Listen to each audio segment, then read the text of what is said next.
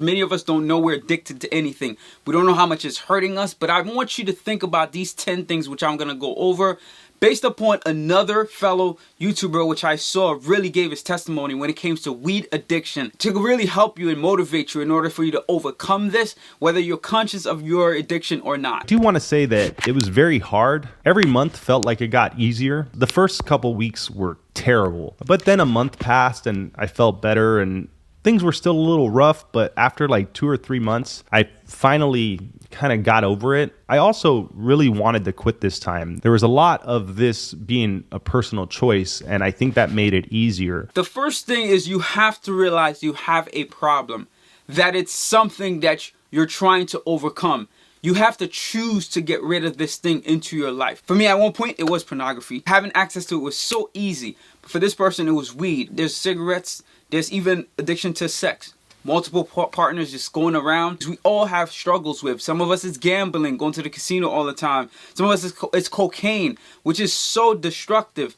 But you have to recognize that it's a problem, and you have to make a conscious choice that I want to overcome this and I want to see the other side. And now that it's been over 6 months, I gotta say that I feel great. I feel like I can't believe it was that hard at first. I'd be lying if I said I completely don't think about it, and I live in a legal state, so whenever I drive past a dispensary or whenever I kind of smell that someone is smoking nearby, I think like, that sounds so good right now. This is a struggle that we're all going to have because we are in a sinful world. No matter what, you're not going to be able to get rid of temptations. For me, that what triggers me sometimes on billboards, certain places you see, even movie scenes, I'll see a half-naked woman or something that they're doing. It could trigger me to want to go back there and just go back on that screen or on the phone and check out these videos, which is very destructive. Both of our former addictions have been hurting us, and overcoming it, the better side of it. Because I know that I am unable to just be the person who smokes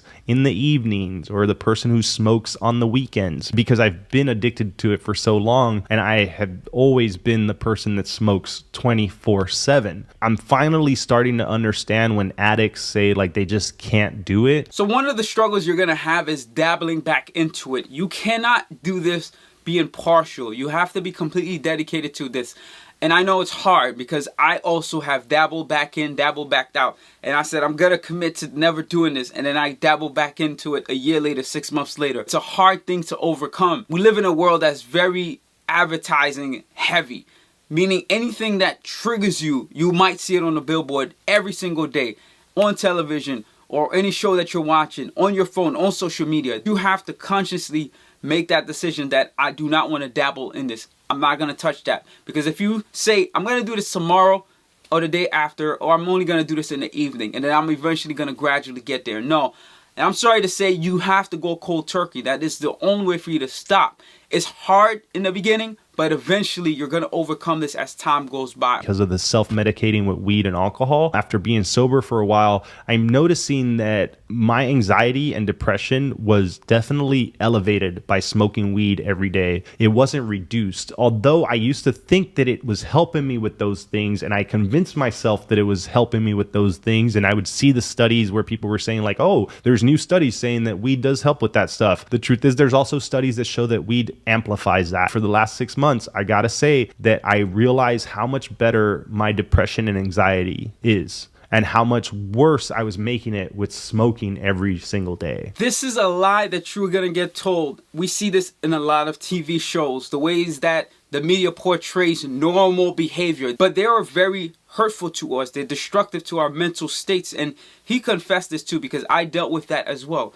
I used to think being hypersexual and going all around is a norm, when really it's not. It actually hurts your mental health just like weed does. Do you know how much harms you're putting inside of your body, your blood streams, your heart, when you're consuming all that stuff? That is why you have to make a hard decision to say, I want to stop and I want to quit really doing this, and I'm going to go cold turkey. I'm going to be very dedicated. No matter how hard it is, your anxiety level, it affects it in so many different ways, and you have to be conscious of these things. You're not going to notice it because of the way that the media portrays it, make it seem like it's completely normal, but in reality, it's meant to be very harmful to you, but you just don't realize that because it's creating a world that's not really the reality of how you're supposed to actually live. And this is why we have a lot of stress and anxiety levels that are so high when we're addicted to weed, watching pornography, sex, masturbation. Being on social media is another one too. It creates these things that really harm our anxiety and stress level. And depression that I was feeling. It's funny because many of us who end up having a problem with any substance usually are doing it because it's a form of self-medication, and we convince ourselves that the thing is helping. And when you've done it for so long, you don't realize how much it's actually hurting you more. And I will say that that's like one of the things that I really noticed. When something becomes a habit, it becomes a norm,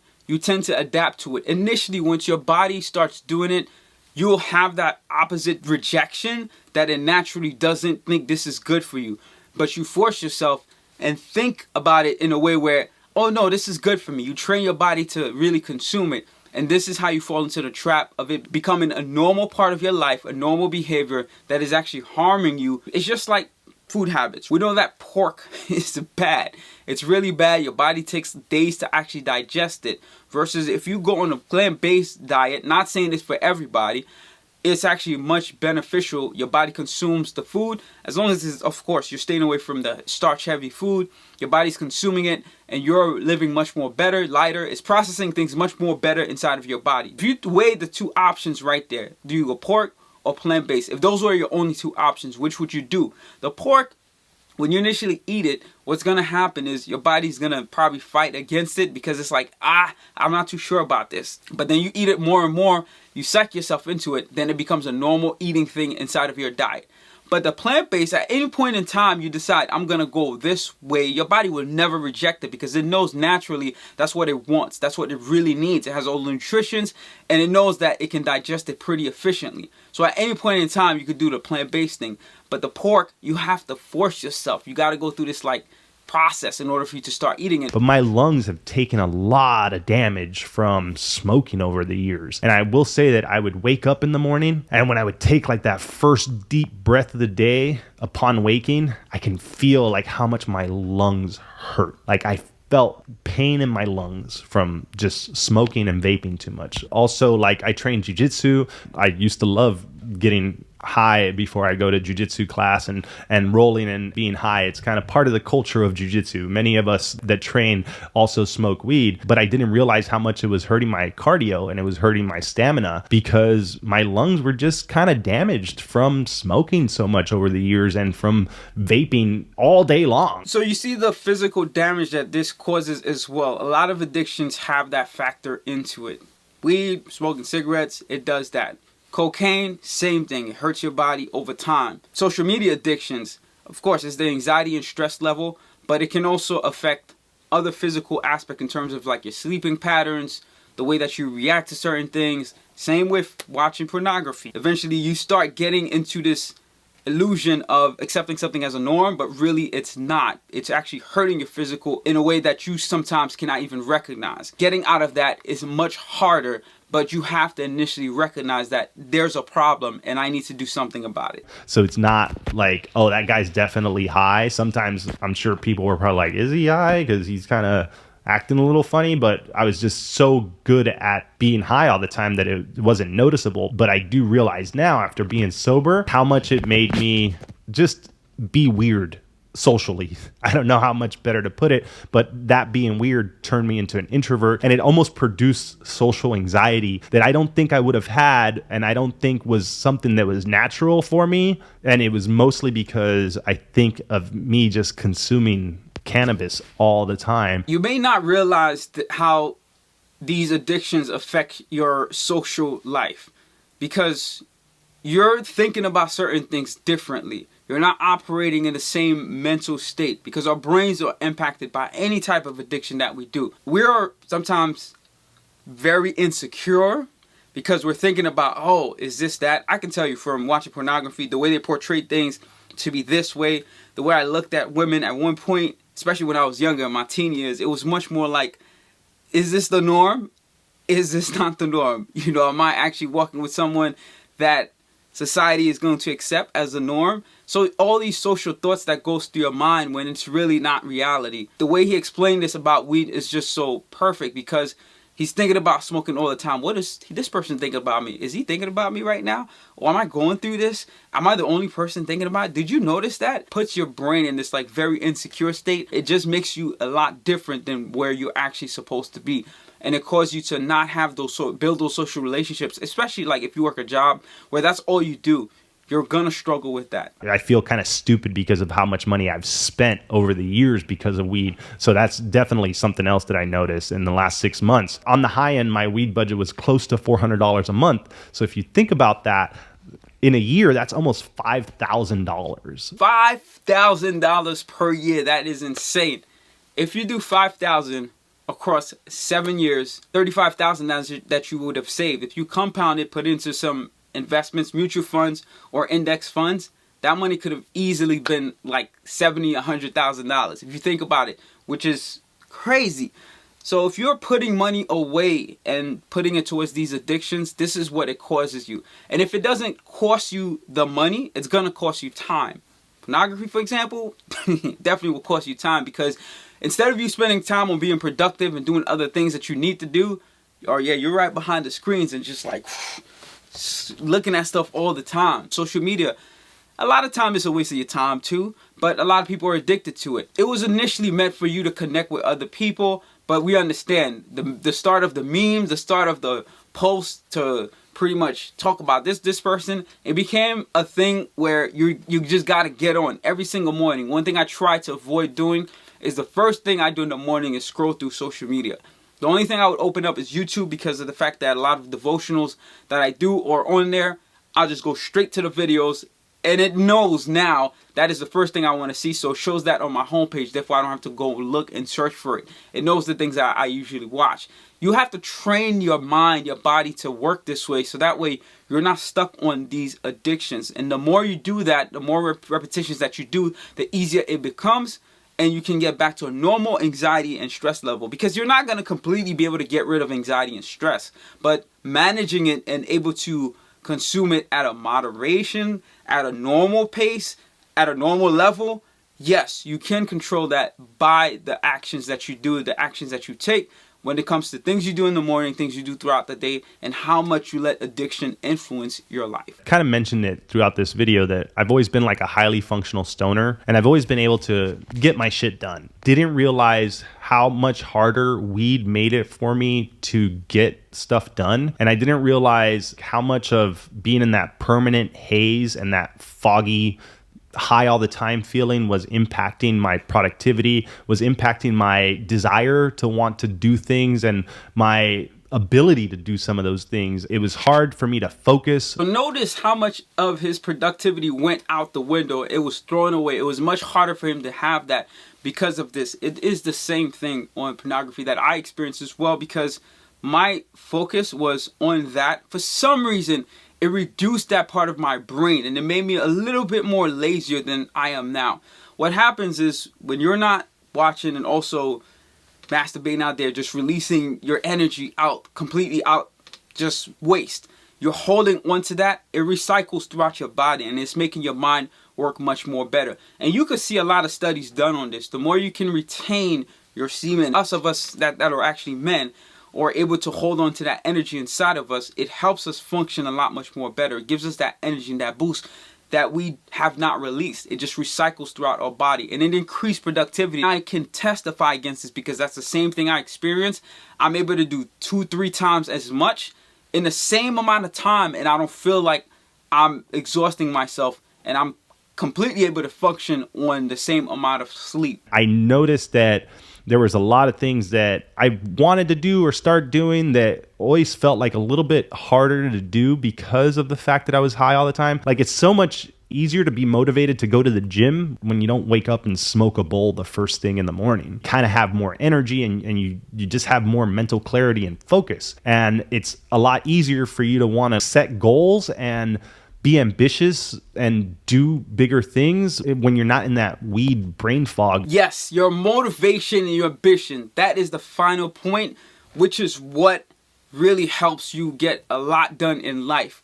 Because if you don't have that, everything else won't drive. It has to start here. I got to be motivated. I got to be ambitious about where I'm trying to go. It got to be a vision in my head.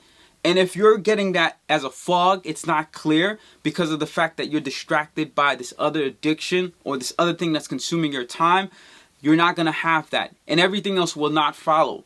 You doing the physical act of actually going to the gym, it starts here. It starts me being motivated. Man, I'm going to get up at 6 o'clock in the morning and get this work. Then you actually end up at 6 a.m. in the gym. Now you got to lift up the weight. So it takes that cycle, right? First thing, get your mental mind prepared. Drive that ambition. You actually wake up, do that thing, and get to the gym. Once you get to the gym, now you actually got to do the work, lift up those weights, get on those treadmills, and actually put in the work, do those pull-ups. Now, once you're done, get through all those reps, then you feel that good energy release that went through your body because you didn't let it exhaust to wasteful things. You actually put all that extra energy you had back into your body. Your body's going to output a lot much more. I can tell you, working out 3 times a week has improved my mental health so much more. These videos, going to the bathroom at random times, those things were a waste of my time. But the number one thing I gotta say too, taken away from all this, I needed the help from God for me to really be able to overcome these addictions that I had over the years. It did not happen overnight. You're gonna struggle with it. I had many tried and failed attempts, but I did not give up completely. I was always conscious of it. It's just one time it took for me to be like, you know what, I'm going to really stop this because this is very immature of me. I can't be this old and still being on the same childish behaviors, things I started doing when I was like 14, 15 years old.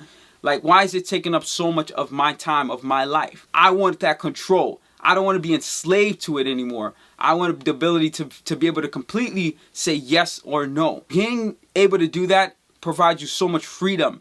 And it unlocks your mental capabilities to just have that complete control. But I know I couldn't done it by myself. I needed that help from God.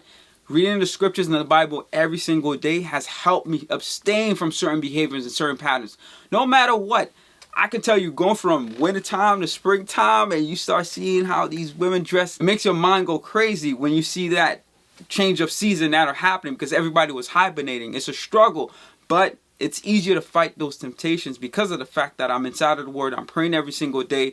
And on top of that, I'm married now. I have a support system. All those things help. And I would not have gotten here if I wasn't being in the Word and made a conscious decision of where I wanted to go and say no. I was mindful of exactly what I wanted and how it was impacting me in a negative way. Be aware of it. Because if you're not aware of it, you're not going to realize you have a problem. You have to understand that you have a problem and you need to overcome that. So that's what it took for me. And here I am today. I can say I'm way more productive, way more capable, have way more energy. As you can see, the working out is definitely a part of my life entirely, 3 times a week. One thing I am working on is getting more sleep, but I am able to function so much on like 5-6 hours of sleep. I know it's not the best thing, but because of my diet, abstaining from these things as well as exercising, I'm able to function in a much greater capacity than I was able to do before. Hope you found all this insightful. Stay motivated out there.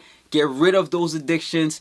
Really identify that you have a problem and then you can work towards the solution. Peace and love. Like, share, subscribe. Of course, it really helps get this message out. If you do give this a thumbs up, I really appreciate it. Trust in Jesus. Have an amazing one.